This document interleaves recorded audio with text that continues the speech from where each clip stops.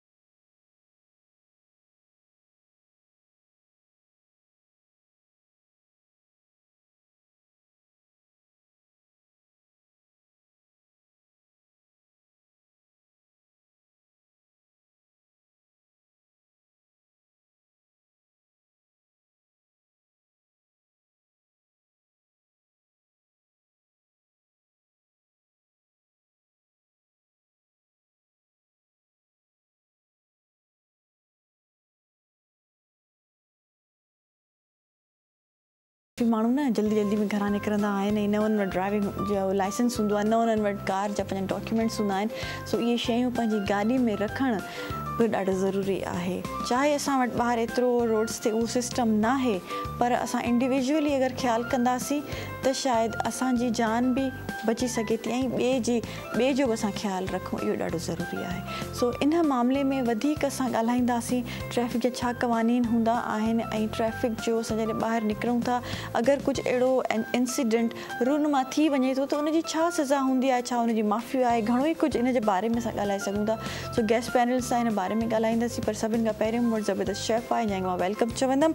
Adnan chef आहे ऐं उहो रेसिपी डेवलपर भी है। सो मैं उनका पूछा थी अच्छा करना है। अस्सलाम वालेकुम अदनान साहब, क्या करते हैं आप? सबसे पहले तो welcome to the show. Thank you, और बहुत अच्छा लगा आपके शो में आके। एक अच्छा एनवायरनमेंट है और आप मेरे हवाले से ही बात कर रही थी रेसिपी डेवलपमेंट के हवाले से। बेसिकली रेसिपी डेवलपमेंट जो होता है एक रेसिपी को प्रॉपर वे में, हर चीज़ को एक बैलेंस वे में करता है कि हर जो जितने भी लोग यूज़ कर रहे हैं तो वो एक उनको टेस्ट बैलेंस लगे, हर चीज़ का एक फ्लेवर बैलेंस लगे। वरना घर पे हम लोग पकाते हैं कभी स्पाइस लो हो जाता है, अप एंड डाउन होता है, इंग्रेडिएंट्स का ख्याल नहीं रखा जाता। और फिर साथ साथ क्वालिटी इंग्रेडिएंट जो होते हैं वो भी बड़े इंपॉर्टेंट होते हैं। तो ये एक वजह है जो रेसिपी डेवलपर का काम है कि एक बेस्ट प्रोडक्ट दी जाए और उसका रिजल्ट भी आपको अच्छा मिले। रेसिपी डेवलपर का मुझे ऐसा लगता है कि कोई क्रिएशन करना भी कुछ है। एग्जैक्टली, क्रिएट भी है, इंस्पिरेशंस है, नई टेक्नोलॉजीज़ को यूटिलाइज़ करके प्रोडक्ट को मज़ीद बेहतर किया जाए ताकि लोगों के लिए कन्वीनियंट वे। अच्छा जी, तो क्या करते हैं आप? और उसके मतलब आपने रेस्टोरेंट्स में कुछ काम किया जी? एग्जैक्टली, रेस्टोरेंट में जॉब्स की हैं। एग्जैक्टली, रेस्टोरेंट में जॉब करने का बुनियादी मकसद यही था कि वहाँ से भी एक्सपीरियंस गेन किया जाए उनके कुकिंग मेथड्स वगैरह को, क्योंकि बाज़ाहिर जब डेवलप करना ईजीएस्ट वे नहीं है, तो डेफिनेटली आपको वो कुछ चीज़ें कैप्चर करने के लिए मैंने एक रेस्टोरेंट को भी। एज ए शेफ़ जॉब करना ज़्यादा सही है रेस्टोरेंट्स में, या फिर एज ए शेफ़ अपना काम कर लो, अपना बिजनेस कर लो, या ऑनलाइन कुछ स्टार्ट कर दो, वो ज़्यादा सही है? देखिए, शेफ़ की लाइफ समझ लें, उसके समझ लें लाइफ नहीं है, यानी उसके ना जो होते हैं लाइफ एग्जैक्टली इसलिए नहीं है कि जो गैजेटेड हॉलीडेज होते हैं उसमें भी उसको वर्कलोड बहुत ज़्यादा बर्दाश्त करना पड़ता है। तो एज़ कम्पेयर टू जॉब आप देखे जाए तो उसमें एक कन्वीनियंट वे आपके लिए होता है कि समझ लें डॉक्टर वाली जॉब ही अगर मैं उसको कंपेयर करूँ एज अ शेफ़ वही है कि ज़ाहिर उसको भी ड्यूटी देनी है, उसको भी चाहे कोई भी बारिश हो, कोई भी वॉट एवर कोई भी सीज़न हो, उसको वर्क करना है। तो ये एक समझ लें सिमिलर ही हो सकती है। हाँ, इसमें अर्निंग बहुत ज़्यादा है शेफ़ की कोई छुट्टी नहीं है, एग्जैक्टली कोई छुट्टी ज़्यादा काम संडे और ये जो वीक डेज होते हैं इनमें तो इनकी सबसे ज़्यादा वर्किंग यानी अर्निंग डेज होते हैं। और जहाँ तक है अपना बिज़नेस होता है, मैं तो डेफिनेटली कहूँगा उसमें आपको थोड़ा सुकून होता है। बॉस की कुछ जो होती है जो होता है रोब होता है, उसमें आपकी बड़ी सेविंग पॉइंट्स होते हैं कि आपका अपना बिज़नेस होता है जिस टाइम उठे। लेकिन कुछ ज़ाहिर है ऑब्वियसली जब अपना काम भी होता है तो टेंशन्स भी होती हैं। और बेसिक जब बिज़नेस कोई भी जनरली मैं बताऊँगा कि स्टार्ट करते हैं तो उसके हमारे यहाँ लोगों का परस्यू ये है कि जैसे हम बिज़नेस स्टार्ट करें तो फॉरेन अर्निंग हो जाए। तो ये नहीं है तो 1-2 साल आपको मतलब समझे वेट करना पड़ता है जो इनिशियल करना चाह रहे हैं। शुरू में तो लॉस भी हो जाए तो एग्जैक्टली वही है, कंसिस्टेंट आपको उसमें पेशेंस रखना है। अब हमारे यहाँ लोगों का यही होता है हमने बिजनेस किया उस ब्रांड का चल रहा उसका चल रहा उसका ऐसा नहीं है। थोड़ा पेशेंट लगे, लोगों को टेस्ट डेवलप्ड होने में, चीज़ों को समझने में टाइम लगता है क्योंकि आप नए एक्सपेरिमेंट्स करते हो, चीज़ें करते हो तो हर कोई उसको एक्सेप्ट नहीं करता। फिर लोकेलिटी भी डिपेंड करती है, आपकी लोकेलिटी कैसी है, लोग कैसे हैं। तो ये भी है कि वो भी एक बहुत बड़ा एक फेज़ है।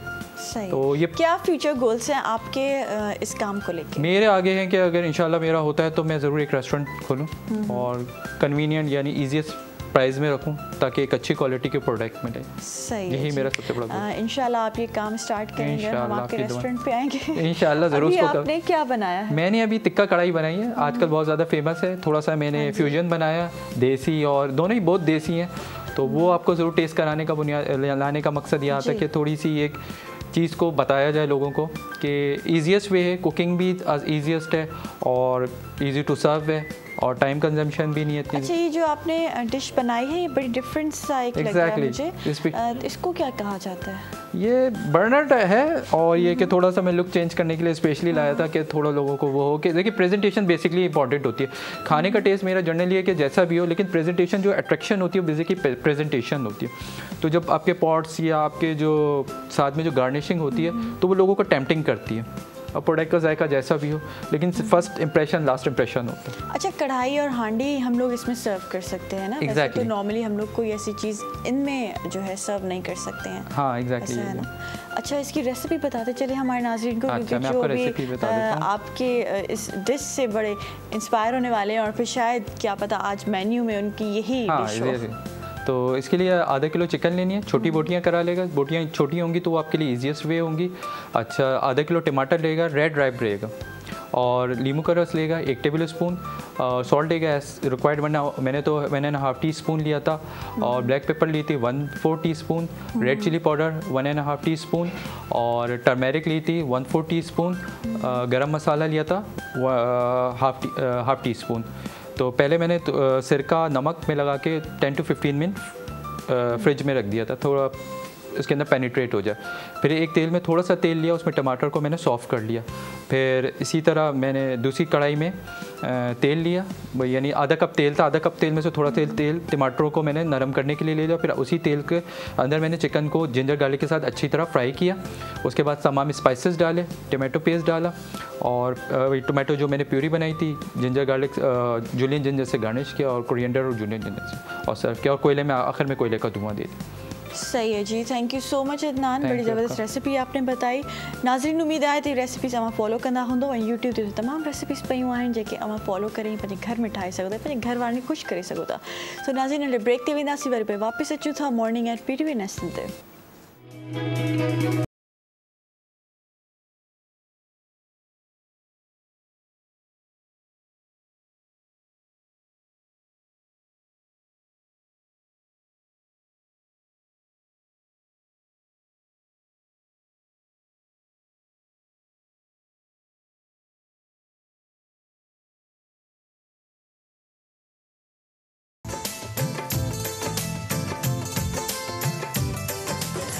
असां खणी पिया अचूं पंहिंजे इलाक़ाई ज़बाननि जे गुलनि सां सजियल ख़ूबसूरत गुलदस्तो, जंहिंमें कंदासीं मुख़्तलिफ़ महिमाननि सां दिलचस्प कचहरी। गॾोगॾु शामिल हूंदी रूह खे तस्कीन पहुचाईंदड़ ख़ूबसूरत इलाक़ाई मौसीक़ी। गुलिचारुका इदामा परशुमाकारा कौमी लफ्ज़ांकानी गुलानी या ग्रंचे के आद्राहे रंग शुमे दिला वती कना शुमरा सरकना आईनी जिंदे बारया जोदो आसराती मालूमात ਅਸੀਂ ਲੈ ਕੇ ਆਏ ਹਾਂ ਇਲਾਕਾਈ ਜ਼ੁਬਾਨਾਂ ਦੇ ਨਾਲ ਸਜਿਆ ਹੋਇਆ ਫੁੱਲਾਂ ਦਾ ਇੱਕ ਗੁਲਦਸਤਾ ਜਿਹਦੇ ਵਿੱਚ ਸ਼ਾਮਿਲ ਹੋਣਗੇ ਉਹ तमाम ਰੰਗ ਜਿਹੜੇ ਤੁਹਾਡੇ ਦਿਲਾਂ ਨੂੰ ਭਾਣਗੇ ਜਿੱਥੇ ਹੋਣਗੇ ਮਹਿਮਾਨ ਮੁxtਲਿਫ ਜ਼ਿੰਦਗੀ ਦੇ ਸ਼ੋਬਿਆਂ ਨਾਲ ਤਾਲੁਕ ਰੱਖਣ ਵਾਲੀਆਂ ਅਹਿਮ ਸ਼ਖਸੀਅਤ ਇਹਦੇ ਨਾਲ ਹੀ ਸ਼ਾਮਿਲ ਹੋਏਗੀ ਇਲਾਕਾਈ ਮੌਸੀਕੀ ਤੁਸੀਂ ਵੀ ਇੱਕ ਖੂਬਸੂਰਤ ਸਫ਼ਰ ਵਿੱਚ ਸਾਡੇ ਨਾਲ ਸ਼ਾਮਿਲ ਹੋ ਸਕਦੇ ਹੋ ਲਾਈਵ कॉल्स ਦੇ ਜ਼ਰੀਏ मुंग तासुल पार जरूर लगी आयु अखबार इलाकाई जबो गोलानो न सजिया यो गुलदस्ता कम के में शामिल हुई हगा टोला रंग कम जो तासुल बड़ा खुशवी कम के मुंग बकाऊ मुख्तलिफ मलमनों सरा खबर है और तासु तो बदर का दी हवा जवन मालूमात पाकिस्तान टाइम सिर्फ पीटीवी नेशनल पर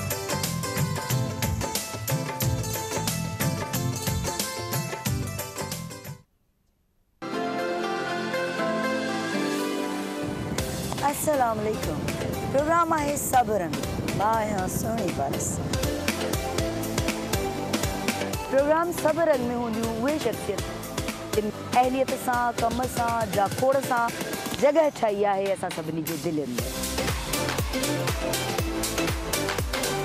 उन्हनि जा तजुर्बा उन्हनि जा मुशाहिदा तव्हां ताईं पहुचाईंदासीं उहो ज़मानो अजीब हुयो उन में ओड़े पाड़े जा ॿार सभिनी जा ॿार हुया वसे बिटटुनि जी भलारा सदा देश परदेश सारा वसन ॼाणींदासीं उन्हनि खां घणो कुझु पिराईंदासीं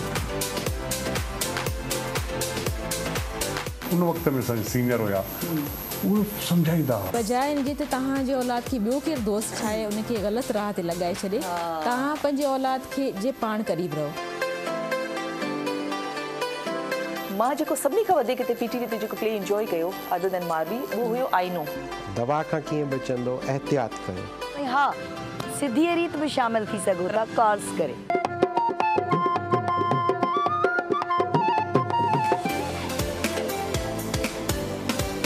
याद तुझे अचे सूर सारा उथन रंधणे जी राणी मूंखे ॾाढो सुठो लॻो जो इहो नालो त पोइ ॾिसण न विसारींदा हर ख़मीस जे ॾियारे ते शाम जो 4 खां 6 वॻे ताईं पाण हूंदासीं गॾु ओनली ऑन पीटीवी नेशनल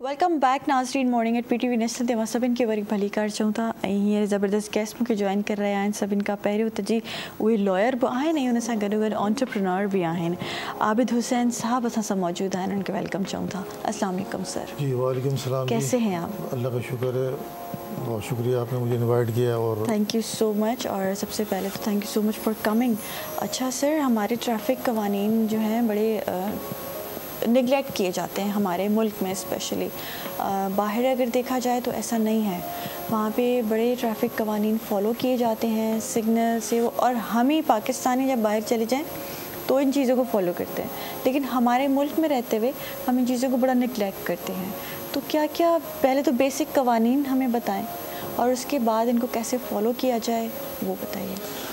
चलो जी सबसे पहले बात तो मैं आपकी बता दूं कि आपने कहा कि बाहर फॉलो करते हैं हाँ नहीं करते हैं जी ठीक है कुछ हद तक बिल्कुल सही है लेकिन अगर आप इसका स्टैटिस्टिक्स निकालें तो पूरी दुनिया में तकरीबन 1.3 मिलियन एक्सीडेंट्स होते हैं 1.3 मिलियन एक्सीडेंट्स पूरी दुनिया के रेशो है तो इसका मतलब ये हुआ कि यहाँ भी अगर कोई फॉलो नहीं करे तो बाहर भी लोग इसको जानते हैं इसको नेगलेक्ट करते हैं नहीं एक्सीडेंट्स तो हर जगह होते हैं एक तरीके से इसको नेचुरल चीज़ भी माना जाता है हादसा है हादसा तो हो गया लेकिन उन चीज़ों से बचा कैसे जाए एहतियात कैसे की जाए बचने का जो बेसिक रूल्स है हमारे जो भी ड्राइवर हजरात है उनकी जो सिग्नल्स के जो कवानीन उसको फॉलो करें उसके बाद जो आपको रोड पे चलते हैं उसके जो साइंस होते हैं उन साइंस के आपको निशानात की आपको मालूमात होनी चाहिए कि किस पे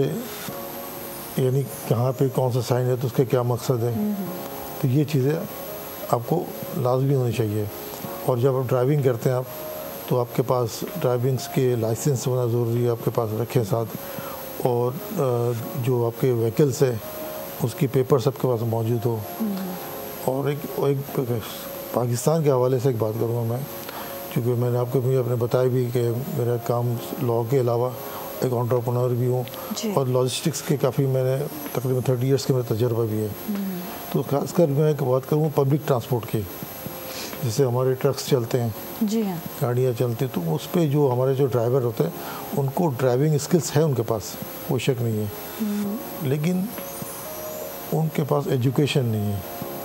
मेरे ख्याल से ड्राइविंग स्किल्स भी उनकी बहुत ज़्यादा एक्स्ट्रा ऑर्डिनरी हैं जी। और क्योंकि वो ये हमारे जो ड्राइवर्स हैं ना, ये नशा भी करते हैं और फिर ड्राइव करते हैं। वो करते हैं बिल्कुल। तो अभी जैसे को कॉर्पोरेट सेक्टर की तरफ से मैंने देखा, नेस्ले वाले हैं और भी कंपनीज हैं, तो जो और भी जो कॉर्पोरेट सेक्टर पे इनको बाकायदा ट्रेनिंग दे रहे हैं अभी। तो हम भी कंपनी चलाते हैं, हमारा एक प्लेटफॉर्म है रोटरी का, आपने नाम सुना होगा, रोटरी इंटरनेशनल, उसका मैं मेंबर भी हूँ। और हमारा जो क्लब है rotary club of Karachi Avenue, तो हम जो अभी फेरियर हॉल पे हमने पूरा इसके प्रोग्राम, लास्ट ईयर हमने प्रोग्राम रखा था, और कोलैबोरेशन से ट्रैफिक वाले के साथ मिलकर हमने आम लोगों को बुलाया था, ट्रैफिक रूल्स रेगुलेशंस उनको समझाया, फिर वहीं पे उनको ऑन स्पॉट उनको लाइसेंस भी इशू किया। तो ये हम काम कर रहे हैं मुख्तलिफ जगहों पे। देखिए हमारे कैंप भी लगे होंगे, हम उनको ब्रोशर्स देते हैं कि ट्रैफिक से रूल्स रेगुलेशंस के, फिर उनको बताते हैं कि अगर आपने ड्राइव करना हो तो आपने किस चीज़ों को फॉलो करना है, क्योंकि आप अकेले नहीं हैं, आप घर से निकलते पीछे आपकी पूरी फैमिली है, ऐसे ही है। तो अगर आप सेफ रहेंगे तो वो सेफ होंगे। और ऐसा भी होता है ना कि किसी की भूल की वजह से, किसी की गलती की वजह से वो दूसरे की फैमिली भी अफेक्ट हो रही है। अब वो तो जो छोड़ के आ रहा है वो ख्याल नहीं रख रहा, तो वहाँ पे और भी तो लोग अफेक्ट हो रहे हैं ना। बिल्कुल, यही चीज़ें समझनी चाहिए कि देखिए एक एक्सीडेंट है, सिग्नल तोड़ना एक मामूली से जुर्म है, ठीक ऑफेंस है, उसके आपको ऑन स्पॉट आपको पेनल्टी मिल जाती है। लेकिन अगर अल्लाह ना करे कोई बड़ा हादसा हो जाता है तो फिर पाकिस्तान पीनल कोड में तो इसको अच्छी खासी इसकी पनिशमेंट मौजूद है। तो वो तो अच्छा, एक हादसा अगर जानबूझ के किया जाए, लाइक अगर वो जो ड्रिंक एंड ड्राइव वाले केसेस होते हैं, अगर वो हो जाए तो उसकी क्या सज़ा है, और अगर किसी गलती की वजह से हो जाए तो उसकी क्या सज़ा है? देखिए अंडर 18 किसी अगर हो जाए तो उसकी क्या सज़ा है? देखिए, जो पहली बात है, जो हादसा आपने कहा, अगर कोई नशे की हालत में हो तो पाकिस्तान पीनल कोड में इसकी सज़ा मौजूद है, ठीक है ना, जो सेक्शन 337 है। उसके बाद जो बच्चों की आप ड्राइविंग की बात कर रहे हैं, तो पहले तो मैं आपको बता दूं, यही कुछ दिनों की बात है, पहले की बात है, स्कूल का नाम तो नहीं लूँगा मैं, ओ लेवल स्कूल से बच्चे हैं, तो उन्होंने गाड़ी निकाली, सुबह रेस पे हिस्सा ले रहे थे, तो 16 साल का बच्चा, उसकी डेथ हो गई है। तो ये चीज़ों को बच्चों को ऑनलाइन में समझना चाहिए, और सीधा FIR है आजकल, तो बच्चे को ड्राइविंग अंडर 18 तो उसके लिए FIR है। तो आपको चाहिए कि बच्चों को 18 के बाद उसको गाड़ी हवाले करें, लेकिन प्रॉपर उसको तरीका है उसे आजकल ट्रेन करके, चूँकि आजकल बहुत जगह ट्रेनिंग से क्या कहते हैं इंस्टीट्यूट भी बन गए चुके हैं इसके, और उनको बताया जाता है, सिग्नल्स वगैरह समझाया जाता है। और एक और बात है कि एक चीज़ अच्छी चीज़ है कि आप जो ट्रेनिंग के साथ साथ आपको गाड़ी की मालूमात भी दे रहे हैं अभी, ठीक है, ख़वातीन को खासकर अगर गाड़ी कहीं बंद हो जाती है, कुछ हो जाए, तो बेसिक चीज़ें उनको बताया भी जाता है कि आपने इसको रिस्टार्ट करके कम से कम गैरेज तक कैसे लेके जाएँ, तो ये बहुत अच्छी। उसके बाद अभी हमारा मैरिड पे हमारे कोई सेशन हुआ था इस ट्रैफिक के हवाले से, तो मोटरवे पुलिस वाले हमारे साथ काफ़ी कोऑपरेट किया उन्होंने, CSR हुआ था हमारा, तो वो भी आया, तो उन्होंने मोटरवे के हवाले से बताया। अच्छा, आप लॉयर हैं माशाल्लाह, तो कोई ऐसे केसेस आपके करियर में हुए हैं जो ट्रैफिक के हवाले से हो और एक्सीडेंट्स हो इस तरीके के, और फिर उनको सज़ा भी मिली हो? ये तकरीबन ये मैं बता रहा हूँ 2007 की बात है, 2007 की बात है, जो पब्लिक ट्रांसपोर्ट ने एक मोटरसाइकिल चलाने में बच्चे की एक्सीडेंट कर दिया था। तो उस पर उसकी फिर सज़ा भी हुई थी कोर्ट पे, उसे कंपनसेशन मिला उसको, उस बच्चे को, उसने ड्राइवर फिर वो रहा हुआ है कंपनसेशन देने के बाद। तो ये वो पब्लिक ट्रांसपोर्ट की बात करूँ, चूँकि मैंने पहले बताया जो 80% जो पब्लिक ट्रांसपोर्ट को हैंडल कर रहे हैं जो ड्राइवर्स हैं उतने पढ़े लिखे होते नहीं हैं। तो लाजमी हमें चाहिए कि उनको एक्नॉलेज करें, उनको बताएं, उनको मोटिवेट करें, उनको कैंपेन चलाएं। और मेरी तो ख्वाहिश यही है कि कम से कम इस काम को आगे बढ़ाया जाए। जैसे पोलियो के लिए कैंपेन चल रहा है ना, पूरी दुनिया में पोलियो के लिए चल रहा है कि तो हालांकि पोलियो में आप देखें तो पूरी दुनिया में तकरीबन 1% भी डेथ नहीं है, लेकिन मैंने भी जैसे जिक्र किया पूरी दुनिया में 1.3 मिलियन लोग जो अफेक्टेड है। तो इस पर ज़्यादा ज़रूरत है इस वक्त, खासकर पाकिस्तान में भी ज़रूरत बहुत ज़्यादा है। तो पब्लिक ट्रांसपोर्ट के हवाले से कह रहा हूँ। अच्छा सर, ये भी देखा गया है ना हमारे मुल्क में, तो क्योंकि एक ही रोड है, सही है, और उस पे जो है लॉजिस्टिक्स भी हैं, और वो बच्चों के स्कूल का टाइम है जाने का आने का, और लोग ऑफिस आ रहे हैं जा रहे हैं, तो इस वजह से भी बड़ा वो डिस्टर्ब हो जाता है और बड़े हादसात भी होते हैं। तो इसके हवाले से कुछ बताएं। इसके हवाले से कानून मौजूद है आपको कि लॉजिस्टिक जो बड़ी गाड़ियाँ हैं, लोडेड गाड़ी है, वो रात को 11 बजे के बाद रोड पे निकल सकती हैं, ठीक है। डे टाइम पे उनके अलाउ ही नहीं है, सही है। या अगर कराची की बात करें तो वो जा सकते हैं नॉर्दर्न बाईपास से नहीं जा सकते, प्लांट कर सकते हैं सुपर हाईवे को।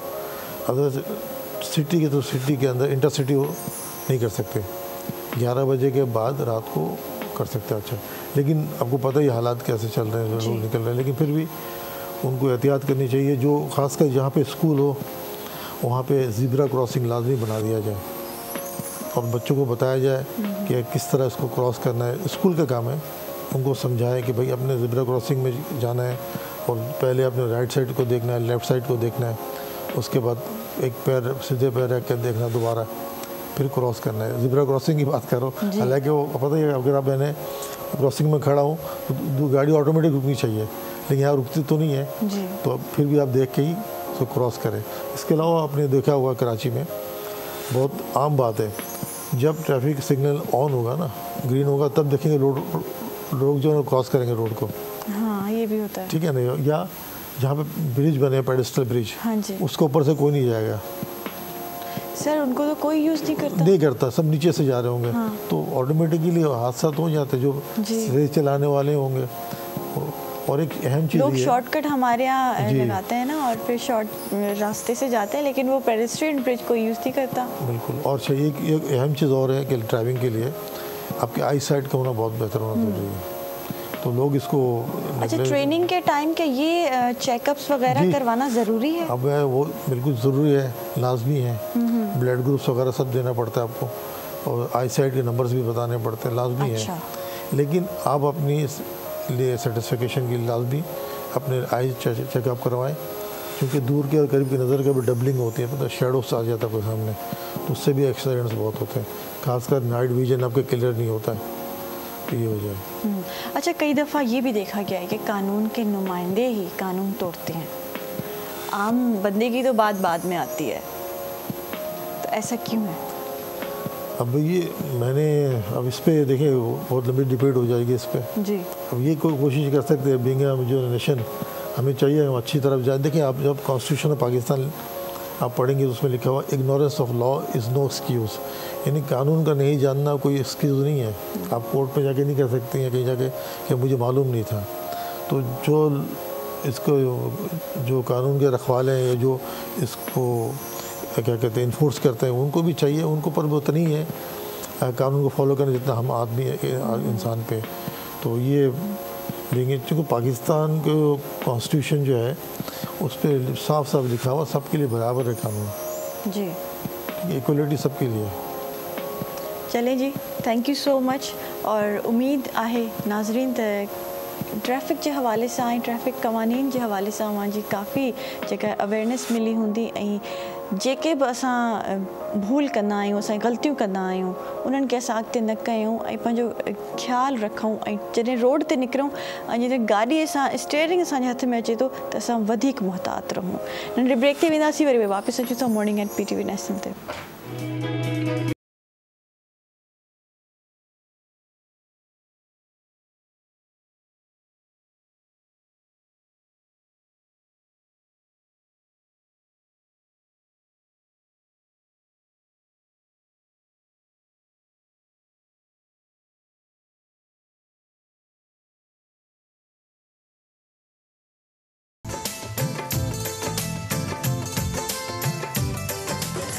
असां खणी पिया अचूं पंहिंजे इलाक़ाई ज़बाननि जे गुलनि सां सजियल ख़ूबसूरत गुलदस्तो जंहिंमें कंदासीं मुख़्तलिफ़ महिमाननि सां दिलचस्प कचहरी गॾोगॾु शामिल हूंदी रूह खे तस्कीन पहुचाईंदड़ ख़ूबसूरत इलाक़ाई मौसीक़ी गुले चारुका इदामा परशमाकारा कौमी लफ्जांकानी गुलानी यक ग्रंथ चे कि आदराहे रंग शुमे दिला वती कना शुमर सरकना आयनी जिंदे बारया जोदो आसराती मालूमात ਅਸੀਂ ਲੈ ਕੇ ਆਏ ਹਾਂ ਇਲਾਕਾਈ ਜ਼ੁਬਾਨਾਂ ਦੇ ਨਾਲ ਸਜਿਆ ਹੋਇਆ ਫੁੱਲਾਂ ਦਾ ਇੱਕ ਗੁਲਦਸਤਾ ਜਿਹਦੇ ਵਿੱਚ ਸ਼ਾਮਿਲ ਹੋਣਗੇ ਉਹ तमाम ਰੰਗ ਜਿਹੜੇ ਤੁਹਾਡੇ ਦਿਲਾਂ ਨੂੰ ਭਾਣਗੇ ਜਿੱਥੇ ਹੋਣਗੇ ਮਹਿਮਾਨ ਮੁxtਲਿਫ ਜ਼ਿੰਦਗੀ ਦੇ ਸ਼ੋਬਿਆਂ ਨਾਲ ਤਾਲੁਕ ਰੱਖਣ ਵਾਲੀਆਂ ਅਹਿਮ ਸ਼ਖਸੀਅਤ ਇਹਦੇ ਨਾਲ ਹੀ ਸ਼ਾਮਿਲ ਹੋਏਗੀ ਇਲਾਕਾਈ ਮੌਸੀਕੀ ਤੁਸੀਂ ਵੀ ਇੱਕ ਖੂਬਸੂਰਤ ਸਫ਼ਰ ਵਿੱਚ ਸਾਡੇ ਨਾਲ ਸ਼ਾਮਿਲ ਹੋ ਸਕਦੇ ਹੋ ਲਾਈਵ कॉल्स ਦੇ ਜ਼ਰੀਏ मुंग तासुल पार जरूर लगी आयु अखबार इलाकाई जबो गोलानो न सजिया यो गुलदस्ता कम के में शामिल हुई हगा टोला रंग कम जो तासुल जरा खुशवी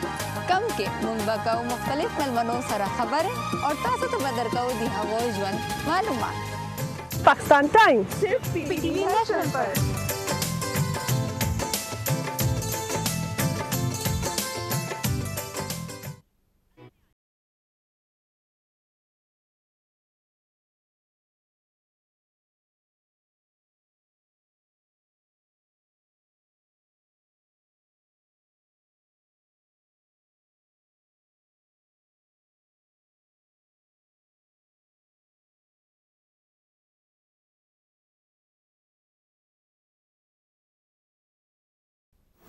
वेलकम बैक नाज़रीन हिन सेगमेंट में मूंखे गेस्ट जॉइन करे रही है ॾाढी ज़बरदस्त गेस्ट है एजुकेशन के हवाले से काफ़ी कम करे रही है वो पाण भी एजुकेशनिस्ट भी है ट्रेनर भी है यूट्यूबर भी है सो ये सब कम कीअं मैनेज कंदी है मैं वेलकम चवां थी साइमा इमरान साहिबा के अस्सलाम वालेकुम कैसी हैं आप साइमा साहिबा welcome to the show good to see you अच्छा आप माशाल्लाह काफ़ी कुछ कर रही हैं आप एजुकेशनिस्ट भी हैं और ट्रेनिंग्स भी देती हैं और साथ साथ यूट्यूब भी कर रही हैं तो सबसे पहले तो हम लोग आपकी जर्नी में बात करेंगे आपकी जर्नी कैसे स्टार्ट हुई कहाँ से आपने स्टार्ट किया पढ़ाने का शौक़ था या पढ़ने का शौक़ था अगर मैं कहूँ कि कहाँ से स्टार्ट हुई थी तो ना पढ़ने का शौक़ था ना पढ़ाने का शौक़ था ऐसे क्यों और फिर इस फील्ड में फिर कैसे एंड कहते हैं ना कि कुछ बाय चॉइस होते हैं कुछ बाय चांस होते हैं I belong to a very conservative family और वहाँ पे परमिशंस नहीं थी कि कोई जॉब करने की I started off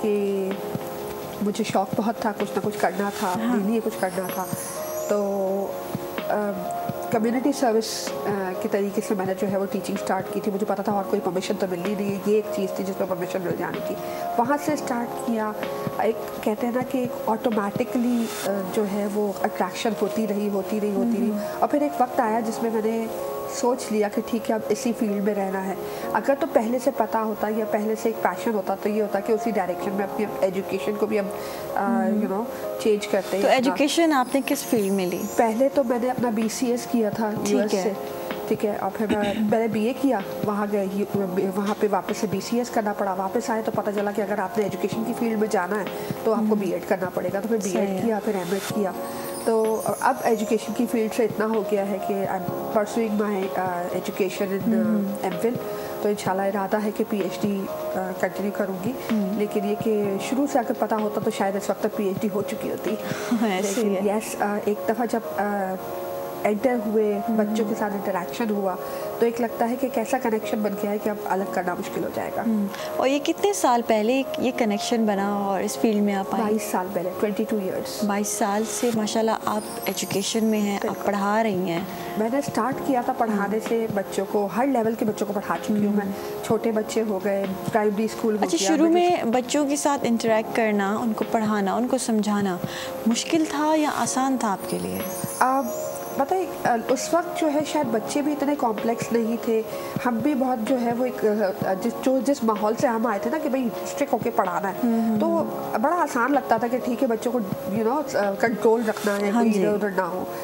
with the passage of time realise किया कि कल जो कुछ भी किया है वो सब गलत किया है, जितना भी कुछ किया गलत किया। जब खुद ट्रेन हुए, खुद बहुत सारी चीज़ें पता चली, अब लगता है कि हाँ चैलेंज है, लेकिन जितना चैलेंज है उसके हिसाब से जितना आपको रिटर्न मिलता है तो उतनी खुशी भी होती है फिर। अच्छा, टाइम के साथ स्टूडेंट्स जो हैं उनका माहौल भी चेंज हुआ, सोशल मीडिया का दौर स्टार्ट हुआ कुछ अरसे पहले, और फिर उसका इन्फ्लुएंस बहुत ज़्यादा हो गया स्टूडेंट्स की लाइफ में, इवन टीचर्स की लाइफ में। उससे क्या फ़र्क पड़ा, क्या डिफरेंस आया?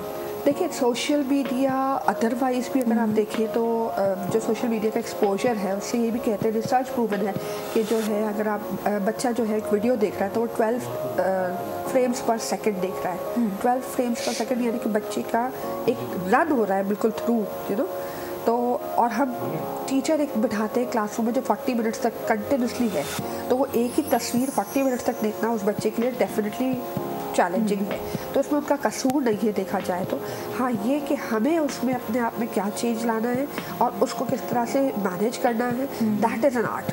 और अगर आपको एक दफ़ा वो आर्ट आ जाए फिर आपके पास बच्चे आपके आगे पीछे होते हैं। आपने वो रैपो डेवलप करना है, आप जो बोलेंगे बच्चे वो करेंगे और खुशी से करेंगे, मतलब उनको ये लग भी नहीं रहा होगा। अब तो ये स्टाइल ही चेंज हो गया कि अब ये लगना ही नहीं चाहिए कि बच्चा पढ़ रहा है, बच्चा एंजॉय कर रहा है, गेम्स खेल रहा है and automatically things are happening और वो रिटेंशन भी। अच्छा, ये चीज़ किस एज तक की जा सकती है कि बच्चा इंजॉय करे, बच्चा पढ़ने के साथ साथ इंजॉय भी करे, लेकिन एक लेवल आती है ना कि आपने बस पढ़ना है, तो वो फिर कब स्टार्ट होता है? देखिए एक जो कहते हैं ना कि एडोलसेंस की एज के बाद जो बच्चा कॉलेज करियर जब स्टार्ट करता है, करियर अपने लिए चूज़ करता है, वहाँ उसकी अपनी चॉइस होती है। अगर उसकी अपनी चॉइस है तो उसकी अपनी सेल्फ मोटिवेशन होगी, फिर तो आपको ज़रूरत नहीं है। लेकिन जब तक वो उस एज तक नहीं पहुँच रहा, आपको मोटिवेट करना पड़ेगा। क्योंकि देखिए हम जितने भी एडल्ट कहते हैं ना कि जो टीनेजर्स हैं वो तो पैसिव हैं, वो रिसीवर्स हैं,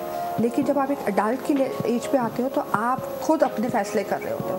you want to take ownership of your own learning, because आपने पता है कि आपने ये क्यों करना है या वो क्यों करना है। बच्चे को नहीं पता होता कि ये क्यों करना है, तो इसलिए वो मोटिवेशन भी नहीं होती। तो वहाँ आपको मोटिवेट करना पड़ता है। लेकिन हाँ, अडल्ट को पता होता है कि मैं ये क्यों कर रहा हूँ, चॉइसेस होती हैं अपनी। अच्छा, हमारे यहाँ ये भी देखा गया है कि बच्चा कुछ और करना चाह रहा है और जी उसके पेरेंट्स जो हैं उसको फोर्स करते हैं कि नहीं यही करना है जो हम आपको बोल रहे हैं। तो इसमें जब बच्चा फंसता है, और तो ऐसे स्टूडेंट्स से आपकी इंटरेक्शन हुई है और फिर उसके बाद उनकी मेंटल हेल्थ और उनकी जो स्टडीज़ अफेक्ट होती है, ऐसा कोई आपने सिनेरियो आपने कोई फेस किया है?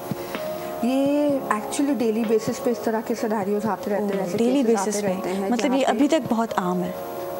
एक्चुअली पहले तो फिर भी बहुत ज़्यादा था। डॉक्टर बन जाए, इंजीनियर बन जाए, डॉक्टर बन जाए, इंजीनियर बन जाए, और यही दो प्रोफेशन समझ में आते थे कि हाँ यही ग्रो करेंगे और यही कुछ इन टर्म्स ऑफ मनी जो है वो बेनिफिशियल है।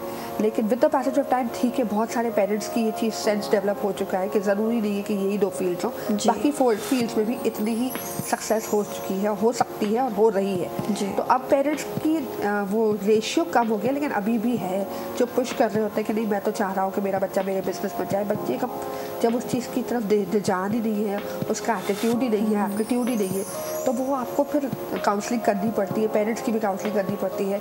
बच्चे को भी जो है वो इतना कॉन्फिडेंस देना होता है कि आपने जाके अपने पेरेंट्स से खुद डिस्कस करना है पहले, and then they should come to us and probably then we can help them out. But initially बच्चे को ही हमें इस तरह से गाइड करना होता है, और अगर पेरेंट्स यहाँ पे डोमिनेट कर जाते हैं then we see bad things happening. जाहिर है वो बच्चा फिर क्या होता है, आपने क्या देखा है, क्या एक्सपीरियंस की हैं आपने चीज़ें, वो हमारे नाज़रीन के साथ शेयर करें। सुसाइड्स भी देखे हैं हमने, मेंटल ट्रॉमा की वजह से बच्चे कोलैप्स होते हुए देखे हैं। It is actually not good and parents need to realise कि ये उनका अपना फैसला है। अच्छा, मेरे ख्याल से अब इस दौर में आई थिंक कुछ साल से इतनी कंट्रोलिंग पेरेंट्स, इतनी कंट्रोलिंग फैमिलीज़ मैंने नहीं देखी। लेकिन आप इंस्ट्रक्टर हैं, आप टीचर हैं, आप इस फील्ड में हैं, तो शायद आपकी इंटरेक्शन रेशियो है, कम है लेकिन है। अभी भी कुछ माइंडसेट्स ऐसे हैं कि हमने तो ये सब किया है, इसमें कुछ नहीं होता, करो जाना है तो इस फील्ड में जा। अब शुक्र है वो वाला काम खत्म हो गया जो हमारे वक्त पे होता था, इसका स्कोप है, उसका स्कोप है, स्कोप खत्म हो चुका है। Now children do have that liberty और बहुत सारे फील्ड्स हैं। लेकिन फिर भी कुछ पेरेंट्स जो स्ट्रक्चर्ड एनवायरनमेंट के होते हैं वो कहते हैं आप मेरे बच्चे को गाइड कर दें। आप भाई हम नहीं गाइड करेंगे, वो खुद अपनी डिसीजन लेगा, हम सिर्फ बता देंगे कि ये ऑप्शन है उसके पास। तो ये फिर भी काउंसलिंग थोड़ी करनी पड़ती है। अच्छा, ये आपने सही कहा कि स्कोप पे पहले चलते थे, पहले छोटे बड़े जो है स्कोप पे चलते थे कि स्कोप है इस चीज़ का, इसी के पीछे लग जाओ। और मैंने बहुत सारे ऐसे इंजीनियर्स और डॉक्टर्स को देखा है, इवन मेरी एक फ्रेंड है वो MBBS की डिग्री लेके चादरें बेच रही है संडे बाज़ार में। अब आप देखें तो वो अब हंस रहे होते हैं सारे। चले ठीक है, चले कहीं तो पहुँचे। हमने ऐसे भी देखे हैं कि स्कोप की वजह से मैट्रिक जो है वो किसी और फील्ड में हुआ है, इंटर जो है वो किसी और फील्ड में, क्योंकि स्कोप बदल गया। हाँ, स्कोप बदल गया। अब वो हर 5 साल बाद अगर स्कोप बदल रहा है तो आप क्या हर 5 साल बाद फील्ड चेंज करेंगे? चेंज करोगे और क्या आपका फाइनल वो क्या है, करियर क्या है? कुछ भी नहीं, because you are partially engineering, you partially into science, you partially into arts. क्या कर रहे हो आप? कुछ भी नहीं। मतलब अब जो है सोशल मीडिया की वजह से बड़ी आसानी भी हो गई है, हर चीज़ का स्कोप है, हर चीज़ का स्कोप है। अब एक्सपोजर ज़्यादा है। तो वो जिसके पास एक्सपोजर है वो फिर भी अंडरस्टैंडिंग डेवलप करता था, लेकिन जहाँ एक्सपोजर लिमिटेड है वहाँ वही का वही हाल है कि वो पेरेंट्स वही लगे हुए डॉक्टर बन जाए, इंजीनियर बन जाए। भाई खत्म हो गए डॉक्टर इंजीनियर। डॉक्टर्स हमने इतने बनाए कि सीट्स हमारी होती है 800 और बच्चा निकलता है 5000, तो बाकी कहाँ जाएगा? तो यही होता है फिर वो जो है वो बच्चे जो सब वही रोड पे होते हैं, यही वही बच्चे होते हैं जो हंगामे कर रहे होते हैं, ये वही बच्चे होते हैं जो चोरी चकारी कर रहे होते हैं, बिकॉज पढ़ा के भी क्या किया? कुछ नहीं किया। छोटी मोटी जॉब्स वो लेना नहीं चाहते। एग्जैक्टली। और अब तो सोशल मीडिया पे जो वीडियोस वायरल हो रही हैं कि आप डिग्री लेके क्या कर लेंगे, कुछ भी नहीं, ये वो, और आप जो है जी ऑनलाइन काम कर लें, आप वीडियोस बना लें, आप कुछ ऐसा कर लें, इन्फ्लुएंसर बन जाए। तो ये बड़ी वीडियोस वायरल हो रही हैं और इससे भी बड़े बच्चे हैं हमारे यंगस्टर्स इन्फ्लुएंस हो रहे हैं। तो ऐसा क्यों है? कहीं जगह पे अच्छा इन्फ्लुएंस है, कहीं जगह पे बहुत ही क्योंकि जो चैनल्स जो मीडिया के, अगर आप कहेंगे टिकटॉक के चैनल्स हो गए या यूट्यूब के चैनल्स हो गए, जो पॉपुलर हैं वो बहुत ही वाहियात हैं। सॉरी टू से दिस वर्ड, बहुत ज़्यादा वाहियात है। गालियाँ हो रही हैं, you know, every bad thing that's happening. और वो सबसे ज़्यादा हाइप पर भी है और वो अर्न भी कर रहे हैं, तो वो भी अट्रैक्शन क्रिएट करता है। तो वो हर कोई ये कहता है कि भाई छोड़ो, क्या पढ़ाई वढ़ाई, ये चैनल पे लगा लो, कर लो, हो जाएगा। अब यहाँ पे भी हमें एज एन एजुकेशनिस्ट हमें समझना चाहिए कि हमें इसी मीडिया को इस्तेमाल करना है, लेकिन इनके एजुकेशन के लिए। क्यों ना हम इनको कहें ठीक है यूट्यूब चैनल खोलो, लेकिन एजुकेशन का भी तो हो सकता है। यूट्यूब चैनल खोलो, पर्टिकुलर कोई गाइडलाइंस दे दें कि भाई इस डायरेक्शन में जाओ, डायरेक्शन बेहतर हो जाएगी, शायद चीज़ें बेहतर हो जाएंगी। लेकिन हाँ, अगर रॉन्ग इन्फ्लुएंस है तो हर चीज़ का सही और गलत इस्तेमाल है तो गलत इस्तेमाल होगा। अच्छा, ये शऊर आना भी बड़ा मुश्किल है। ये शऊर कैसे आए? क्योंकि देखिए ना, एजुकेशन में भी आजकल जो है मेरे ख्याल से मेरी ये सोच है कि एजुकेशन की तरफ ज़रा कम है हमारी यंगस्टर्स और सोशल मीडिया की तरफ जी ज़्यादा ध्यान है। इसमें भी हमारा ही कहीं ना कहीं कसूर है अगर देखा जाए तो। कि देखिए, थोड़ा सा इसका बैकग्राउंड समझें कि अगर हम देखते हैं कि करिकुलम, ठीक है, पाकिस्तान में हमारा करिकुलम अभी बना है SNC उस, लेकिन हमारे पास और बहुत सारे एग्जाम्पल है, दुनिया के एग्जाम्पल्स हैं। यूके का करिकुलम है, अर्ली ईयर्स से बच्चे को समझाया जा रहा है कि अगर आप एक वीडियो देख रहे हो, उसमें अगर आप छोटा बच्चा बिल्कुल 2.5 साल का, कि उसमें अगर आप अनकम्फर्टेबल होते हो तो आपने अपने किसी एडल्ट को बुलाना है और बताना है कि मैं कम्फर्टेबल नहीं हुई देखता हुआ या देखती भी। हमारे यहाँ क्लास 5 के बाद अब बताते हैं कि सोशल मीडिया भी कोई चीज़ है। उस वक्त तक हाथ से निकल चुकी होती है सब चीज़ें। सही, बच्चा एक्सपोज हो चुका होता है, पेरेंट्स को नहीं पता है। हमें बच्चों के साथ ही वर्क करना है, उन्हीं को ट्रेन करना है। लेकिन हमारे पास एजुकेशन क्लास 5 से शुरू हो रही है कि सोशल मीडिया भी कोई चीज़ है, इंटरनेट भी कोई चीज़ है। लेकिन वो क्लास 5 से पहले जब बच्चा घर पे है तो आई थिंक पेरेंट्स की भी काफ़ी रिस्पॉन्सिबिलिटी है कि उसको अवेयर कर दे। देखिए, अगर हम अपने आप को देखें तो मुझे अभी भी हमारे पास वो पेरेंट्स हैं, वो कहते हैं कि सोशल मीडिया पे बच्चा नहीं होना चाहिए, इंटरनेट बच्चे के हाथ में नहीं होना चाहिए, फ़ोन बच्चे के हाथ में नहीं होना चाहिए। और या तो दे दिया है तो इसलिए दे दिया कि मुझे काम करना है तो तुम फ़ोन लेके बैठ जाओ, मैं बिज़ी हूँ तो तुम फ़ोन लेके बैठ जाओ। वो हमारे लिए एक अनअटेंडेड या अनगाइडेड एक गैजेट है जो बच्चों के पास आ चुका है। तो guidance is the responsibility of the school, क्योंकि वर्ल्ड वाइड ये एक्सेप्टेड है कि ये गाइडेंस ये करिकुलम का हिस्सा होती है और अर्ली ईयर्स से होती है कि अर्ली ईयर्स में बताना है, क्लास 1 में बताना है, 2 में बताना है, 3। हमारे पास 5 से क्यों है? क्या वजह है? हम क्यों कह रहे हैं कि पेरेंट्स की जिम्मेदारी है? जब पेरेंट्स को खुद नहीं पता तो क्या जिम्मेदारी करेंगे आप? क्योंकि जो पेरेंट्स जिस एज के पढ़ के निकले हुए हैं उसमें तो जो है वो बहुत ज़्यादा गैप आ गया, कुछ नहीं था। हमें तो मिला है, वी आर इमिग्रेंट्स। ये बच्चे हैं जो नेटिव्स हैं, जिनको बचपन में ही जो है टेक्नोलॉजी मिल गई है। लेकिन मैंने बड़े स्मार्ट पेरेंट्स भी देखे हैं जो बड़े स्मार्टली डील करते हैं अपने बच्चों को। और इनफैक्ट हमारे यहाँ तो ये नहीं होता, लेकिन बाहर ममालिक में ये होता है कि जैसे ही बच्चा स्कूल जा रहा है या फिर किसी टीचर के साथ है या फिर उसके पेरेंट्स भी उसकी एक्टिविटीज़ से, उसके इंटरेस्ट से, उसके खेलने कूदने से पता लगा लेते हैं कि इसको किस फील्ड में जाना है, इसको किस फील्ड में इंटरेस्ट है, और उसी तरीके से फिर उसको ट्रेन किया जाता है। अवेयरनेस, देखिए अवेयरनेस जब हम कहते हैं तो सिर्फ टीचर्स की जिम्मेदारी सिर्फ बच्चे पे नहीं है कि बच्चे को ट्रेन करना है, हमारी इक्वल जिम्मेदारी पेरेंट्स है। पेरेंटल अवेयरनेस भी हमारी जिम्मेदारी है। I remember working with an organisation जहाँ पे हमने बच्चों के साथ जब टेक्नोलॉजी स्टार्ट की तो हमने पेरेंट्स के भी सेशन किए कि भाई हम ये कर रहे हैं और हम चाहते हैं कि आप भी इसको मॉनिटर करें, आप भी इसको देखें, कैसे देख सकते हैं वो भी सिखाया। तो ये हम अपनी जिम्मेदारी समझते हैं। तो क्या रिस्पॉन्स आया पेरेंट्स? बहुत अच्छा रिस्पॉन्स था। पेरेंट्स को हमने जो पहला झटका दिया था वो यही दिया था कि मुझे एक बात बताएं, बच्चे छोटे छोटे वो यूज़ करते हैं, अब्रीविएशन यूज़ करते हैं, F9 फाइन के लिए यूज़ करते हैं, LOL। जी जी। हमने बहुत सारे पूछे, फिर हमने उनसे 2-3 और पूछे कि भाई जो है वो POS का क्या मतलब है? उन्होंने कहा हमें नहीं पता। हमने कहा it means parents over shoulder. आपका बच्चा एक एक एलियन लैंग्वेज यूज़ कर रहा है आपके सामने, आपको नहीं पता, जस्ट बिकॉज कि आप जानना ही नहीं चाहते हो। आपको जानोगे तो आप समझोगे तो मॉनिटर कर सकोगे, मॉनिटर करोगे तो हेल्प कर सकोगे। ये वाली बात कि आग के करीब आप जाओगे, आग को हाथ लगाओगे तो आपको पता चलेगा कि गर्म है। ठीक है, आपको पता है आप अपने बच्चे को नहीं जाने देते हो फायर के पास, क्यों? जल जाएगा।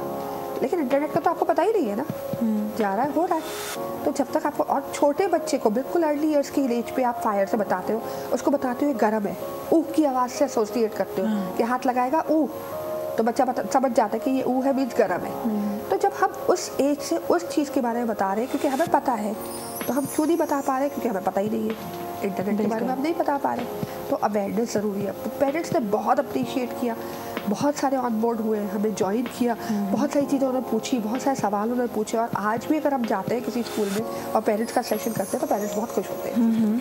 अच्छा, ये सेशंस आप कितनी करवाती हैं और कितने ये ट्रेनिंग्स होती हैं आपकी, और उसमें कितने लोग पार्टिसिपेट करते हैं? मेरे पास हम लोग खुद लिमिट रखी होती है कि 30 की लिमिट से हम क्रॉस नहीं करते। फिर उसके बाद वरना जो है वो इसमें पेरेंट्स, स्टूडेंट्स, पेरेंट्स की अलग होती है, स्टूडेंट्स की अलग होती है, टीचर्स की अलग होती है, डिपेंडिंग ऑन के कंटेंट क्या है। लेकिन हाँ, कॉन्स्टेंटली हो रहा होता है, सुबह दोपहर शाम।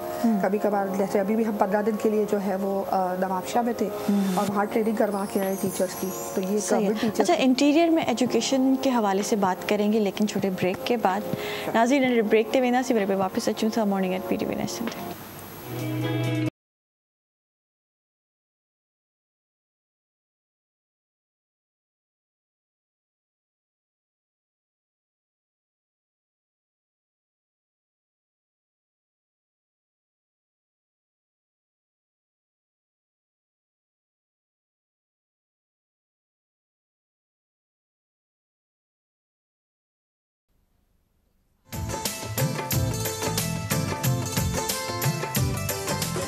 असां खणी पिया अचूं पंहिंजे इलाक़ाई ज़बाननि जे गुलनि सां सजियल ख़ूबसूरत गुलदस्तो, जंहिंमें कंदासीं मुख़्तलिफ़ महिमाननि सां दिलचस्प कचहरी। गॾोगॾु शामिल हूंदी रूह खे तस्कीन पहुचाईंदड़ ख़ूबसूरत इलाक़ाई मौसीक़ी।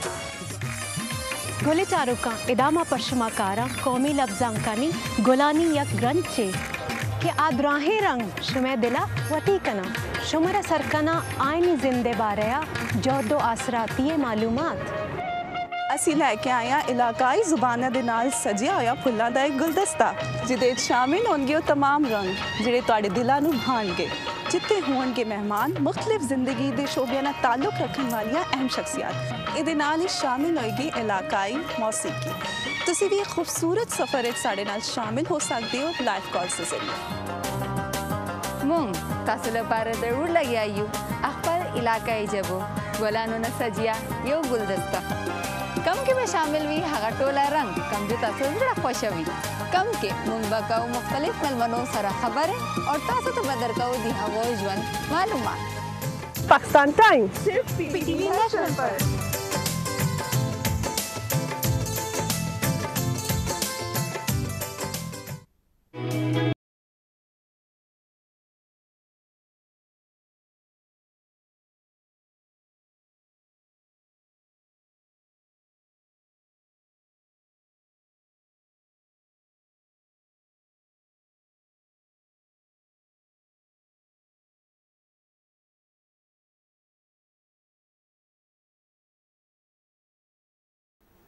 वेलकम बैक नाज़रीन मॉर्निंग एट पीटीवी नेशनल ते सभिनि खे वरी भली कार चऊं था ऐं जी हींअर मूंसां साइमा साहिबा मौजूदु आहे ऐं उन्हनि सां मज़ीद न टीचिंग ते एजुकेशन ते ॻाल्हाइबो। अच्छा, अभी हम लोग जो ब्रेक से पहले बात कर रहे थे कि आप इंटीरियर जाके हैदराबाद नवाबशाह और हर जगह जाके जो है ट्रेनिंग्स देती हैं टीचर्स की, तो वहाँ में इंटीरियर में एजुकेशन का क्या माहौल देख रही हैं आजकल आप? वहाँ पे जो देखिए इंटीरियर में ज़ाहिर उनका एक्सपोजर बहुत कम है, तो एक तो वो लैंग्वेज चैलेंजेस क्योंकि उनकी अपनी जो एजुकेशन जिस तरह से हुई होती है गवर्नमेंट स्कूल्स वगैरह में, तो वो टीचर जो है उनका बहुत ही लिमिटेड एक्सपोजर होता है लैंग्वेज का भी और स्ट्रैटेजीज़ का भी। जो हमने ट्रेनिंग करवाई that was a semi government school के टीचर्स जो थे हमारे पास, तो वो मेरे ख्याल से ज़िंदगी में पहली दफ़ा ट्रेनिंग अटेंड कर रहे थे। ओके। तो उनके लिए पहले तो बड़े मतलब एकदम ब्लैंक और एकदम डरे हुए से कि घबराए हुए से कि क्या होने वाला है, क्या पता नहीं कोई एग्जाम तो नहीं होने वाला, कौन सी एलियन दुनिया से कोई आ रहा है और पता नहीं क्या होने वाला है। They were so scared in the beginning, लेकिन माशाल्लाह आप थोड़ा सा उनको मोटिवेट करें, थोड़ा उनको लेके चले, इतने एंथुसियास्टिक, इतने खुश, इतना एंजॉय किया है उन्होंने। आखिरी वक्त पे ऑलमोस्ट एवरीबडी वाज क्राइंग कि ये ख़त्म नहीं होना चाहिए, हमें बहुत कुछ सीखने का मौका मिला है, स्ट्रैटेजीज हमें पता चली है, क्लासरूम में भी क्या करना चाहिए क्या नहीं करना चाहिए। And there was I could see के, और हमने जो है ना जैसे एनालिसिस भी किया होता है और हमने जो असेसमेंट भी की होती है इनकी, तो शुरू में जो असेसमेंट की, आखिर में जो असेसमेंट की, जो चेंज उनका नज़र आया, जो खुद ने भी उन्होंने कहा है कि हमें ये सब नहीं पता था, हमें खुशी है कि हमें बहुत कुछ पता चला है और बहुत अच्छे तरीके से। अच्छा, शुरू में जब आपने ट्रेनिंग स्टार्ट की फर्स्ट डे आपने क्या लैकिंग देखी, क्या चीज़ें उनमें नहीं थी और क्या चीज़ बहुत अच्छी थी इंटीरियर में हमारे teachers? Again I would just say कि लैंग्वेज में इशू है, कि लैंग्वेज प्रोफिशिएंसी, क्योंकि ज़ाहिर है इंटीरियर में जो उनकी फर्स्ट लैंग्वेज जो है वो सिंधी होती है, फिर सेकंड लैंग्वेज वो दूसरी कोई उर्दू में आते हैं और इंग्लिश जो है उनकी थर्ड लैंग्वेज होती है। तो ज़ाहिर है वो लैंग्वेज का तो बहुत ही ज़्यादा मसला आता है उनको कि नहीं, और वो उनका फर्स्ट प्रेफरेंस भी यही होता है कि सिंधी में पढ़ाते हैं उनको कोई, तो यहाँ पे एक ये इशू आता है। तो लेकिन ये कि जो बेस्ट चीज़ है उनके अंदर है कि एक दफ़ा वो पुश मिल जाए, वो एक्सपोजर मिल जाए। और मेरे ख्याल से शुरू में वो इतने ज़्यादा इंटरेस्टेड भी नहीं थे, देवर लाइक कि पता नहीं 15 दिन ज़ाया होने वाले हैं, पूरा दिन बैठना है और ये वो। लेकिन with the passage of time जब उनको समझ में आना शुरू हुआ तो उन्होंने इंटरेस्ट भी लिया। और यही वो टीचर्स होते हैं जो ट्रेनिंग के बाद हमें वीडियोज़ भेज रहे होते हैं कि हमने क्लास में ये करवाया, ये आपसे सीखा था, ये हमने करवाया, ये करवाया, ये करवाया। तो ज़्यादा खुशी होती है, ऐसा लगता है कि ये तो हमने प्राइवेट में भी करवाया था, वो आज तक इतना ज़्यादा शायद रिफ्लेक्ट नहीं किया, लेकिन उन पर फ़ौरन रिफ्लेक्ट करता है। तो दैट्स द बेस्ट पार्ट, क्योंकि लगता है कि आपने जितना इनपुट डाला है उसका कुछ ना कुछ आउटपुट आया है।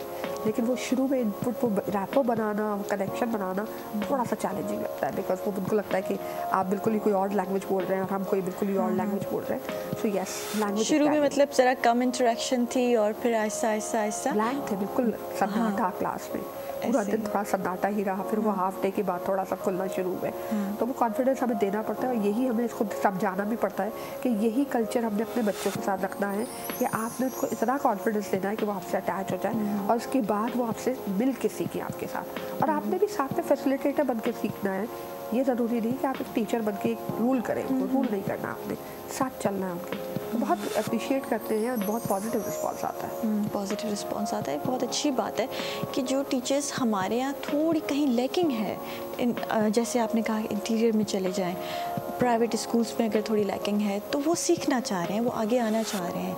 अच्छा, ऐसे कोई हैं स्कूल्स जो आपके पास खुद रब्ता करते हैं, आपके पास आते हैं और आपसे बोलते हैं कि हमारे टीचर्स को, हमारे स्टाफ को ट्रेन करें, इनकी काउंसलिंग करें, ऐसा कुछ है सिलसिला? More than 300 schools have contacted me till now। 300 से ज़्यादा स्कूल्स कांटेक्ट कर चुके हैं जिनको मैं पर्सनली स्कूल्स में उनके जाके ट्रेनिंग करवा। प्राइवेट स्कूल्स, उसमें गवर्नमेंट स्कूल्स, प्राइवेट स्कूल ज़्यादा है। ठीक है, प्राइवेट स्कूल से आता है।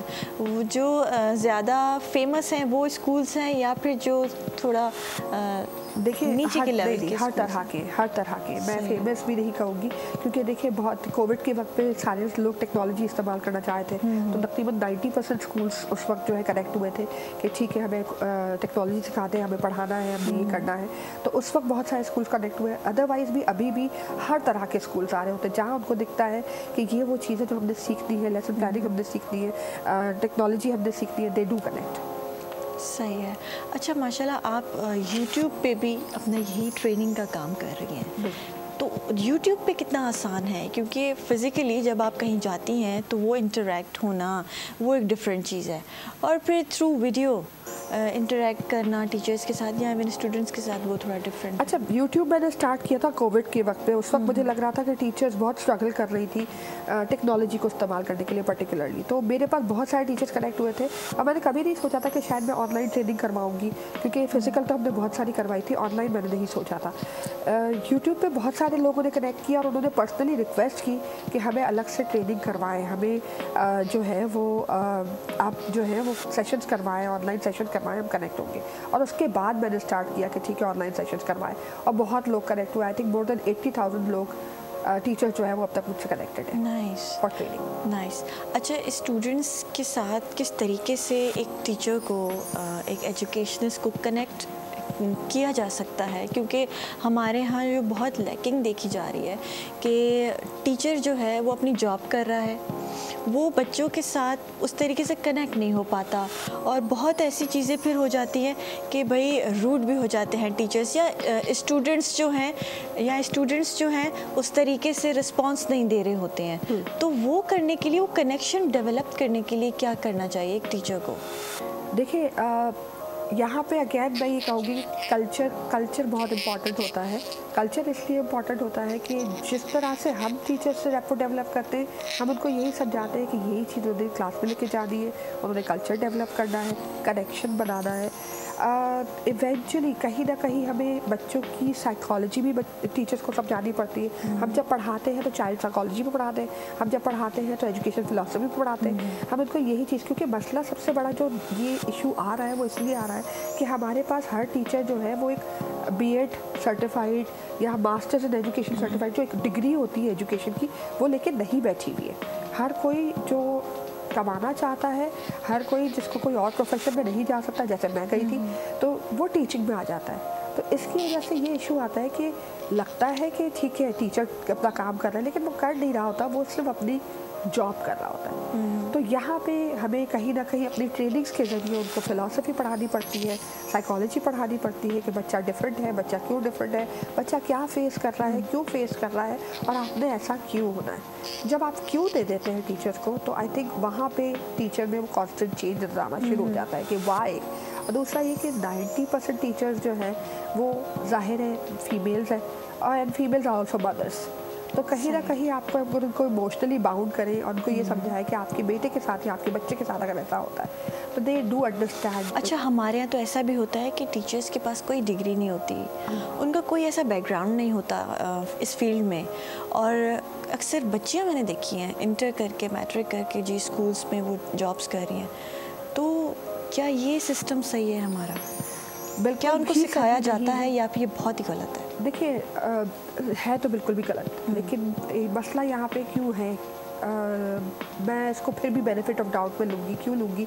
क्योंकि अगर तो एक स्कूल खुला हुआ है जो कि बहुत लो प्रोफाइल एरिया में है, ठीक है, इंटीरियर्स में है, लो प्रोफाइल एरिया में है, वहाँ पे या तो ये टीचर होगा, क्योंकि जो उनकी सैलरी पैकेजेस होते हैं 2000, 4000, 5000, जी ये मैट्रिक वालों के यही होते हैं जी, और 5000 में आपको एक ग्रेजुएट नहीं मिलेगा। सही बात है। और इसमें आपके पास 2 ऑप्शन होंगे, या तो आप स्कूल बंद कर दें या आप मैट्रिक की बच्चियों को लेके चले। तो ये अगेन हमारा डिलेमा है कि हमें we have to accept it कि ठीक है या तो स्कूल बंद कर दें या एटलीस्ट स्कूल चल जाए। हाँ, लेकिन ये है कि जाहिर है ये मैट्रिक की लड़कियाँ या छोटी लड़कियाँ जो है उनमें टेम्परामेंट नहीं होता, गुस्सा ज़्यादा होता है, तो उसका जो रिज़ल्ट निकलता है, वो आउटकम जो निकलता है वो बहुत नेगेटिव होता है। मतलब वो जो बच्चा जिनसे वो इंटरेक्ट हो रही हैं, जिनको वो डील कर रही हैं, उनकी मेंटल हेल्थ पे भी बड़ा इफेक्ट होता होगा। ओवरऑल अगर कहीं ना कहीं डांट है हो रही है या मार पिटाई हो रही है तो वो तो मेंटल ट्रॉमा है बच्चे के लिए। या अगर वो सब्जेक्ट जो भी वो पढ़ा रही हैं उसके हवाले से भी उसको इतनी नॉलेज नहीं होगी। मैं इस पे कमेंट नहीं करना चाहूँगी, लेकिन चले बता देती हूँ। लेकिन ऐसा होता है। चल, ये तो आप कह रही है ना कि मैट्रिक के बच्चियाँ जो हैं, मैं आपको एक सिंपल सी एग्जांपल देती हूँ कि मैंने एक इंटरव्यू किया था एक स्कूल में, मैं जॉब कर रही थी, तो मेरी रिस्पॉन्सिबिलिटी थी कि हायरिंग का इंटरव्यू मैं लेती थी। तो मेरे पास एक मास्टर्स इन इंग्लिश लड़की आई और उससे जब मैंने इंटरव्यू लिया तो she could not even speak one sentence properly in proper structure. Masters in English. मुझे उसको अर्ली ईयर्स क्लासरूम में भेजना था और ना उसका एप्टीट्यूड था, ना उसका वो एटीट्यूड था, ना उसमें वो टेम्परामेंट था, ना वो लैंग्वेज प्रोफिशिएंसी थी। मुझे बताया मैं क्या करूं। तो क्या वाकई ही एजुकेशन वो चीज़ें दे रहा है एक टीचर को जो देनी चाहिए, एक किसी इंसान को भी दे रहा है जो उसको देनी चाहिए? इस तरीके से फिर हमारे जो बच्चे हैं और जो फीसेस दे रहे हैं पेरेंट्स, वो सब निगलेक्ट हो रहा है, वो सब अफेक्ट हो रहा है। अच्छा, हमारे यहाँ ये भी होता है ना कि टीचर्स को है हायर कर लेते हैं, लेकिन जैसे आपने कहा कि हम लोग प्रॉपर हायर करते हैं, और फिर क्या क्या चीज़ें आप उसमें देखती हैं?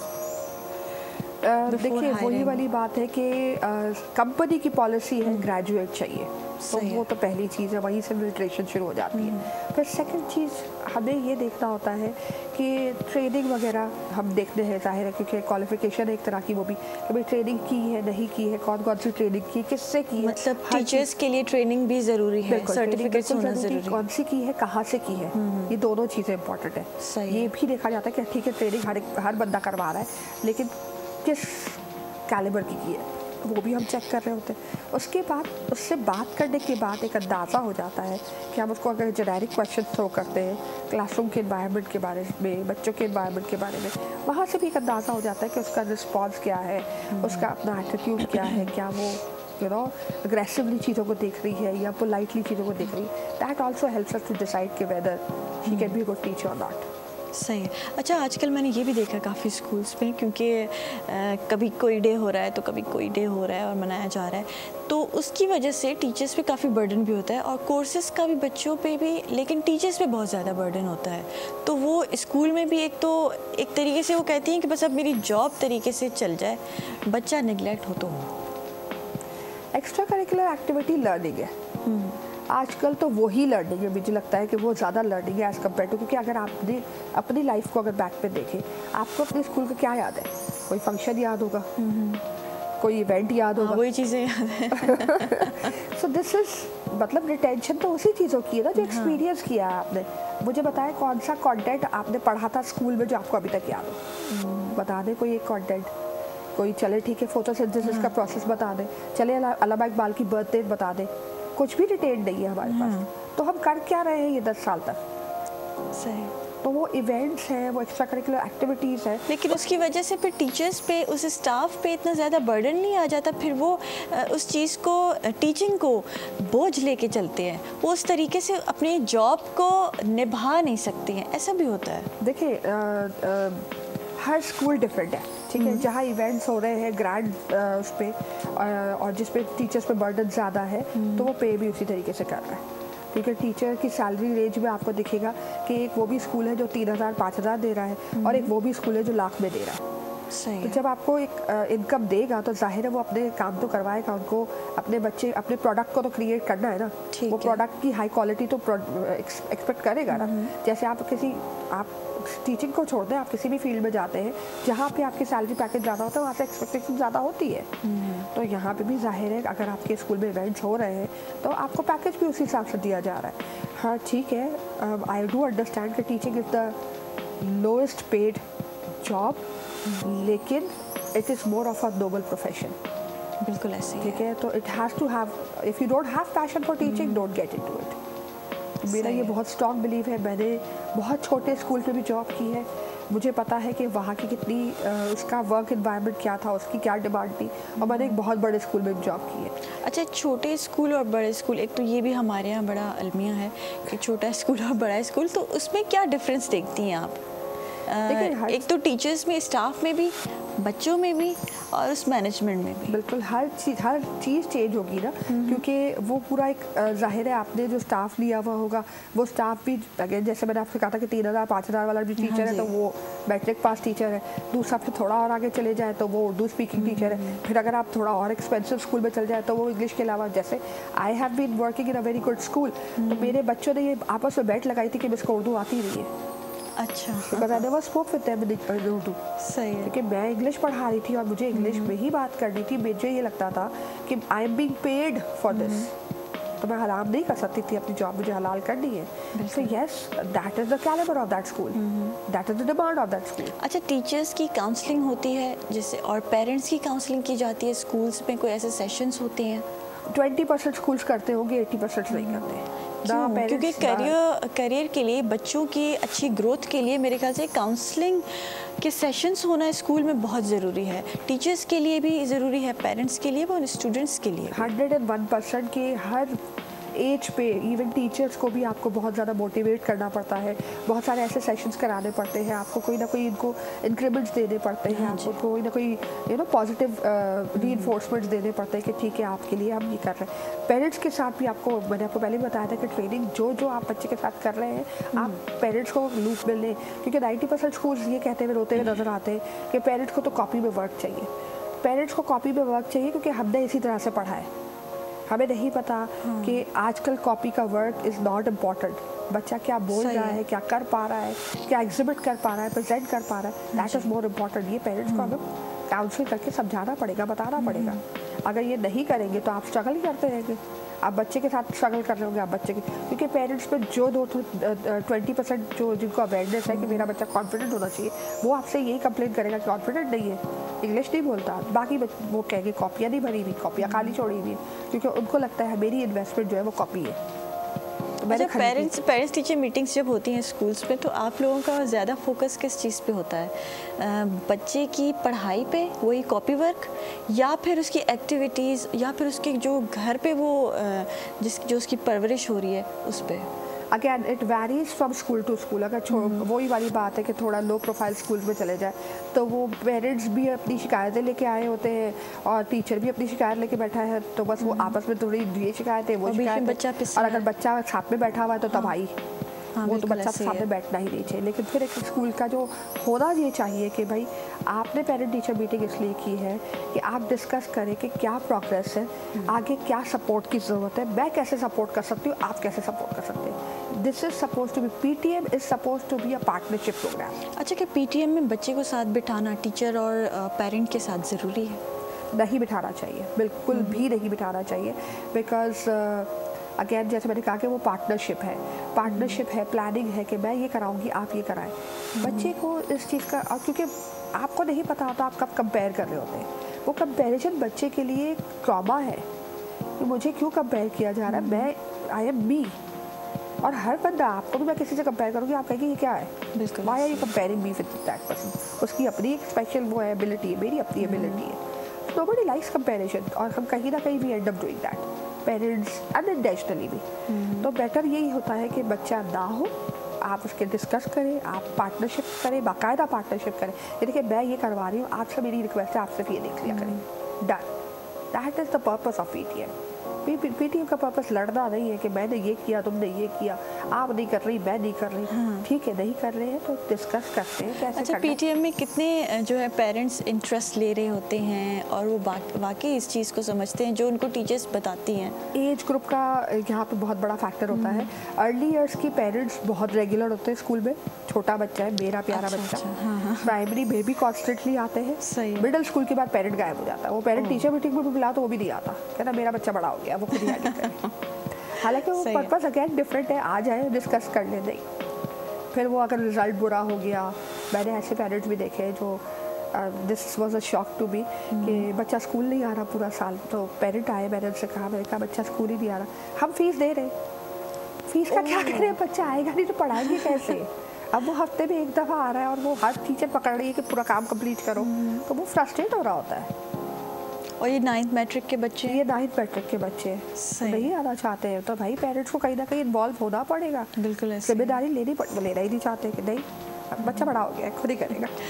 मतलब एजुकेशन सिर्फ जो है टीचर की जिम्मेदारी नहीं, पेरेंट्स की भी जिम्मेदारी है। और ये जैसे आपने कहा पार्टनरशिप है, और अगर पेरेंट्स ये समझ ले कि वाकई पार्टनरशिप है तो स्टूडेंट की लाइफ और उस बच्चे की लाइफ बड़ी अच्छी संवर सकती है, उसका करियर बड़ा अच्छा जा सकता है। Thank you so much, it was nice talking to you.